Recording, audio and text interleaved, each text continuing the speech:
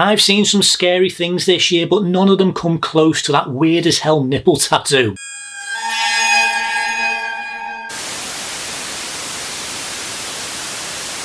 Hello and welcome to Rewind Reviews. In this video we are taking a look at one of the more controversial movies of this year, and that is the reimagined adaptation of The Crow. In the 2024 adaptation of James O'Barr's The Crow, soulmates Eric and Shelly are murdered. Given the chance to save the love of his life, Eric must sacrifice himself and traverse the worlds of the living and the dead in his quest for revenge. Directed by Rupert Sanders and written for screen by Zach Baylin and William Joseph Schneider, The Crow stars Bill Skarsgård, FKA Twigs, Danny Houston, Laura Byrne, Josette Simon and Isabella Way. Right, let's get this out the way.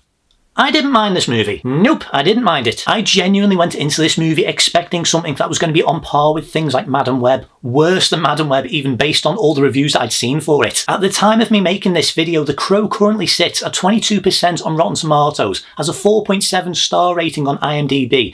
Empire magazine gave it a 1 star out of 5, which they very rarely do. And pretty much every reviewer on YouTube that I've seen review this movie has said that it is absolutely awful. And to top it all off, this movie has pretty much fallen flat on its face at the box office. So yeah, I genuinely went into this movie under the impression that it would be one of the worst movies that I would see this year, maybe ever, and I thought it was alright. It's not great, it does have a lot of problems and issues which we'll get into in a bit, but overall I thought it was fine. Now before I start this review, I do need to say that I'm not going to be constantly making comparisons between this movie and the '94 film. That is something that I have seen a lot of reviewers doing on YouTube, where the entire structure of their review is based around comparisons between this movie and the '94 film. I'm not going to be doing that. I may make the odd comparison here and there if I absolutely need to, but that is neither the point nor the focus of this video. If you do want to hear what I think of the '94 Crow with Brandon Lee, that review is already available on this channel and I'll put a link to it down below in the description. But for this video, I'm going to be judging this version of The Crow on its own merits. And please keep in mind that this is just my opinion and my feelings on this. You don't have to agree or disagree, that is perfectly fine either way. If you do have any thoughts whatsoever on this movie, I'd love to hear from you. I do read every comment that I do get on this channel, and if you do have any thoughts, let me know down in the comments. But please keep it civil. So without further ado, let's begin. The story for this version of The Crow sees Shelly and Eric meeting at a rehabilitation centre where the two quickly fall in love and escape together. But after some time, demons from Shelly's dark past catch up to her and the two of them are brutally murdered. Eric, however, is given a chance to save Shelly's soul by sacrificing himself, putting the wrong things right and exacting his merciless revenge on those responsible by traversing between the worlds of the living and the dead. So it sounds like pretty standard stuff for a Crow story, and you'd think that's all it would be as well, just kept as a very simple and straightforward action revenge thriller. That's not really all this one is. This does follow the same basic premise that you would expect from The Crow, but it does add several new layers and twists. Not all of it works, and I'll explain why in a sec, but that is something that I did like. It adds to the lore and it addresses several aspects about how being the Crow worked, which I don't think was properly explored or addressed in the '94 film. And that also includes the introduction of this character that Eric meets in the afterlife, who's able to kind of instruct him, teach him, and tell him what it is that he needs to do. I am now aware, thanks to someone commenting on my video for the '94 movie, that they were trying to include a character very similar to this in that film, but unfortunately they were cut. I do like this addition because it does help establish the rules, and for people like me who haven't seen any of the Crow sequels, haven't read the comics or watched the TV series, it is something new and it does add a few new layers to the lore. The new rules that they establish in this do help give a little bit more of a sense of urgency and desperation and vulnerability, especially when it comes to Eric whenever he goes up against all the villains and the criminals in this film, because he doesn't feel completely invincible. But at the same time, I do think that they do go a little bit too far and they do add a little bit too much. And unfortunately, it does mean that the movie does become needlessly overcomplicated with several new supernatural factors that are introduced into the story. And that includes this really strange addition of, if Eric ever has any doubts of his love for Shelly, then he loses his immortality. I get what it is that they are going for, I get that they are trying to tie it into the overall theme of the film, but for me it doesn't really quite work and it does feel unnecessary. I'm also a bit split on what it is that they do with the antagonist of this movie, a character called Vincent, played by Danny Houston. First off, Danny Houston is a great actor, and performance wise he is good and delivers a fairly decent and menacing performance that's not too unlike things that he has done in the past. Vincent as a character though could be better. To be fair, none of the antagonists really have that much screen time or really stand out at all. There's not that much to them and they do feel quite two-dimensional. But with Vincent, they do actually try something a little bit different with his character in the fact that he actually does have his own set of supernatural powers. And I did like the idea of that. It's something different for the Crow to go up against. It adds a brand new challenge for Eric. And I think the idea is interesting, but I think the execution of it, how it's used and the overall motivation of it, I am a bit split on, and I definitely think that they could have done a lot more with it. And unfortunately, that also extends to the actual Crow section of this film. Unlike the 94 movie, which does get to the Crow stuff quite fast and quite early on because that is what we want to see. This one, unfortunately, takes way too long to get going, and the pace really drags. And keep in mind, this movie's runtime is 1 hour 50, and that's with credits, so it's more like 140. The first half hour or so focuses on building up the relationship between Eric and Shelly before they die. So you'd think after that it would be non-stop Crow action. Nope. After Eric comes back from the afterlife, he spends the majority of the film searching for the killers and searching for clues about what happened. But he doesn't officially become the Crow until the last half hour of the movie, and that's after a second resurrection. That's what I'm referring to when I say that it's unnecessary. That's far too long to wait to actually get to that stuff, especially since that's the stuff that the audience are wanting to see. Because when it does pick up in the third act and it does become much more action-packed, it actually does get much better, and I did find myself enjoying it a lot more. And it's not that I didn't like anything from the first 2 acts, but it's just that it takes far too long to get to the stuff that I was looking forward to the good stuff. And ultimately, it does feel quite dull, which is quite disappointing. The most disappointing thing about the movie for me is how long this movie has been in active development for. And this is the film that we got. Don't forget, this movie has been in active development since, I want to say like 2009, sometime around that. And it's had all sorts of actors and directors that have been attached to it over the years, including Stephen Norrington. Bradley Cooper was set to star at one point, Luke Evans. And I think the one that got the closest to being made, to the point where there are actually screenshots and there are pictures of test footage that they did actually take for the film, was set to star Jason Momoa. It is definitely interesting what that version of the film would have looked like, especially since I actually don't think he looked too bad in the makeup. So yeah, to me, that is one of the most disappointing things about this. Maybe a re-edit of this movie might actually help in some cases, just kind of shift a few scenes around, trim a few unnecessary things here and there. I think that could help overall. To be fair, there are some very strange edit choices quite early on in the film, to the point where I do wonder if certain scenes were meant to be handled either a little bit differently or were meant to play out a little bit longer. And that to me is especially prominent when it comes to the relationship that is built up between Eric and Shelly. I'll admit, I quite like the idea of seeing how they both meet and when they both fall for each other.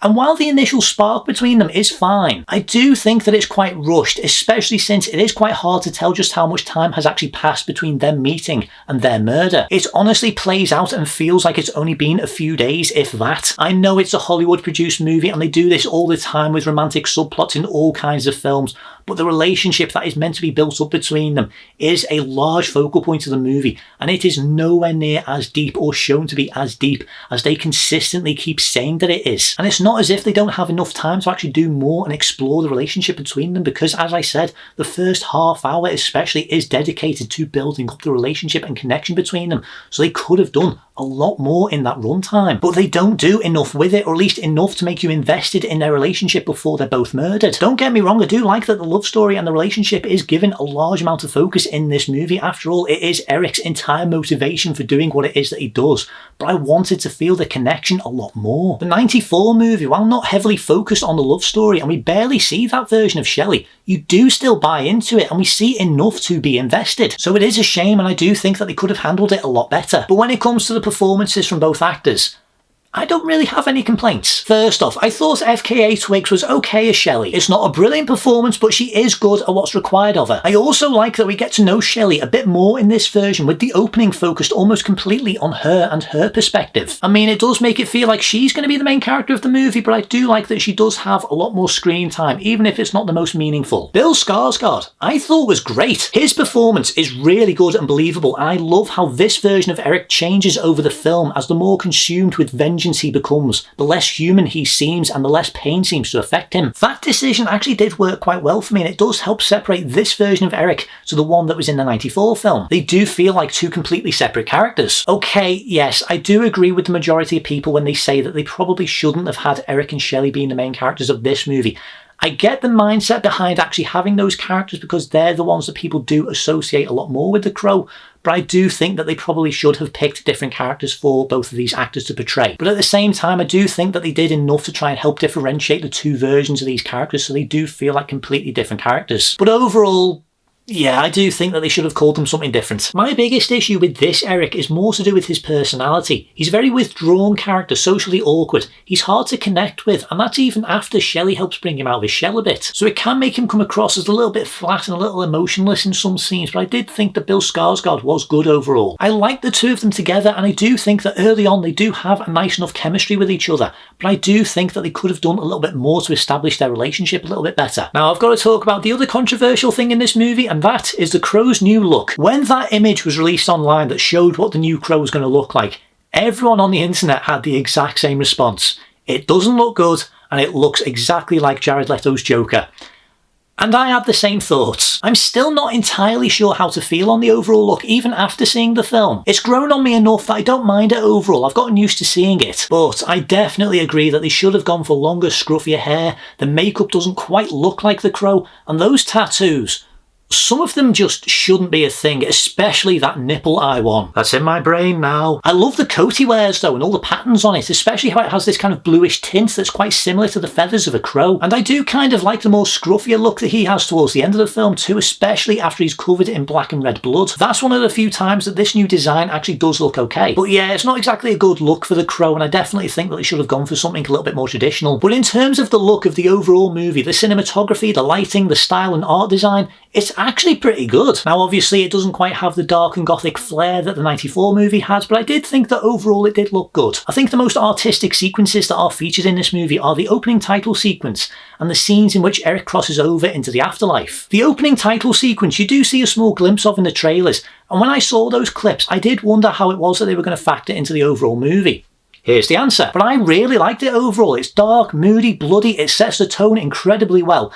And despite basically being a straight up rip-off of the opening title sequence from The Girl with the Dragon Tattoo, I did think that it was good overall. The Afterlife Purgatory world is a very different interpretation from what you'd expect, but I did like the look overall and the way that the crows are integrated. I mean, the green screen isn't great, but I thought that the overall look was cool. I will say that I do appreciate that this movie does try and do as much for real as it can. It is a very practical based movie, because I do feel like if it did rely a lot more heavily on effects, I don't think that it would look anywhere near as good. The CG effects that are featured throughout this movie aren't the best. The green screen sequences, as I've already said, they don't look great. There's a CGI crow that follows Eric around throughout the movie and it never looks like it's there. And there's a few shots during some of the more brutal sequences where there's like blood and all sorts getting splattered everywhere.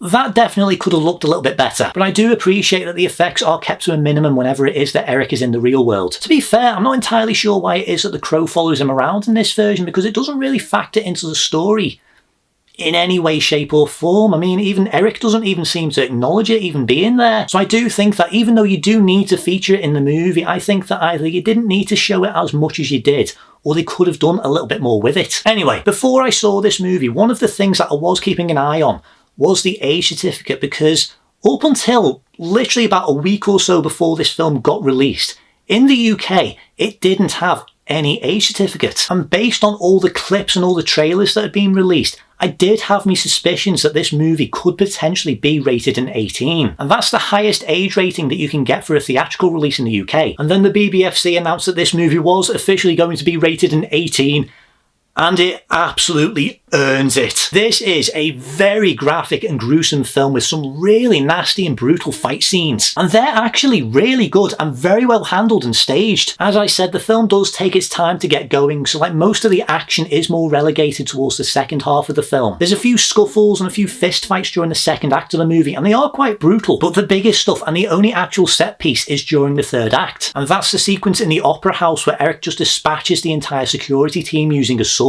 It is grisly and gnarly as hell, to the point where I was seeing this in a cinema and there was a few people who were sitting behind me, and every so often during that sequence I could hear some of them wincing and going, ooh! So yeah, if you are squeamish, I would definitely stress caution. I did like seeing how inexperienced Eric is at fighting though. I thought that was a really nice touch, and it does add a little bit of desperation to the fights, because he isn't a fighter in this version and he is completely acting on impulse. That was a good call, and it does fit this version of the character. The action scenes and the fights are some of the best scenes in this movie, and I do think that we needed a lot more of them. So yes, while they are great, it is definitely disappointing how little action there actually is in this movie, especially since this movie is very heavily marketed as an action-heavy movie. So I definitely would have liked to have seen a bit more. And finally, when it comes to the soundtrack from composer Volker Bertelmann, I thought it was okay. It's a very basic soundtrack overall, nothing particularly special, but it is fitting. It does suit the mood and tone really well. It does have quite a suitably intense, moody theme that I actually did quite like. And it does have a few nice moments sprinkled throughout too. But that's not the bit of the soundtrack that you want me to talk about though, is it? Yes, this version of The Crow does feature its own selection of songs from various artists that are sprinkled throughout the movie. And they're actually not bad. This features songs from Gary Newman, The Veils, Joy Division, Skarsgård, Foles, and even Enya. There's some cool songs that do get used throughout this in some very big moments. I don't think that every single song does match each scene that they are used in, but some of them do. I will say I am a little bit split on the opera music that they play during the opera house sequence. It's not exactly the music that I would have picked for that moment, but I do like how the action and everything that happens on screen is timed with the music. Plus the way it cuts between what's going on with Eric and the security guards, what's going on with the people that Eric is after, and what's going on stage. I did think that that was quite good. Personal preference, I would have picked things that were a little bit more grungier, like maybe a bit more heavy metal music or rock music to feature in this film, because I do feel like that sort of music and that style of music does suit The Crow a lot better. But since this version of Eric isn't part of a rock band and he doesn't really interact or do anything with rock music in any way, shape or form, like there's no band in this whatsoever, it does make sense. I was kind of surprised how well the Enya song actually fit into this, at least in my opinion, because the scene that it is featured in, it's definitely not where I would have put it, but the context surrounding that scene, this is actually the scene where Eric actually becomes the Crow and he's putting the makeup on and everything.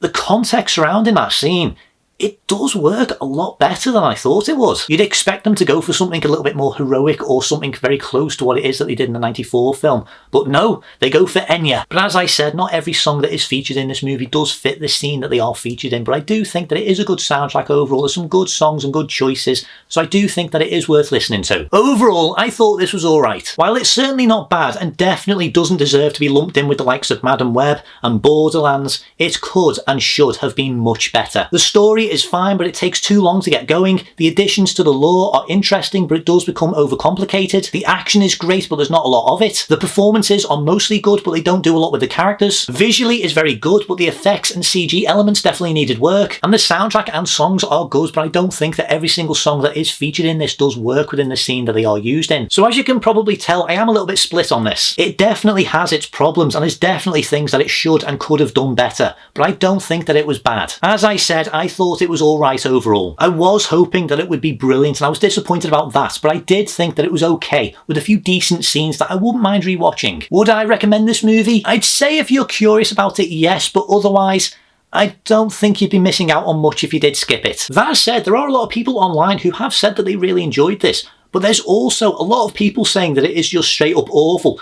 So many people, in fact, that this definitely should have done a lot better at the box office. So I would at least say see it for yourself before judging it and form your own opinions about it. But I will say wait for this to come out on streaming. So with all that being said, my rating for The Crow 2024 is a 5 out of 10. I can't see this movie spawning any sequels or spin-offs anytime soon, especially based on how well it's doing at the box office right now. And I do agree with Bill Skarsgård's comment about wanting the ending for this movie to be a little bit more definitive than it actually is. I've got to admit, and no spoilers, the ending for this movie did leave me quite confused. But I do think that there is a lot of potential in the Crow franchise. I do think that there is a lot of concepts and ideas that they could do with this premise. There's loads of different interpretations of this character out there, so I do think that you could have films or TV shows that focus on each of those different characters. But at this point in time, it doesn't look like that's going to happen. So we'll see what happens. Well, I think that is pretty much everything I want to say for this video. So if you are still watching, thank you very much for watching. If you enjoy this content, please like, subscribe, and be sure to hit that notification button. If you have seen this version of The Crow, let me know down in the comments what you think about it. Plus, if you have any suggestions for any future Rewind reviews you would like to see me do, let me know down below. But until next time, thank you very much for watching, and I shall see you in the next video. See you guys.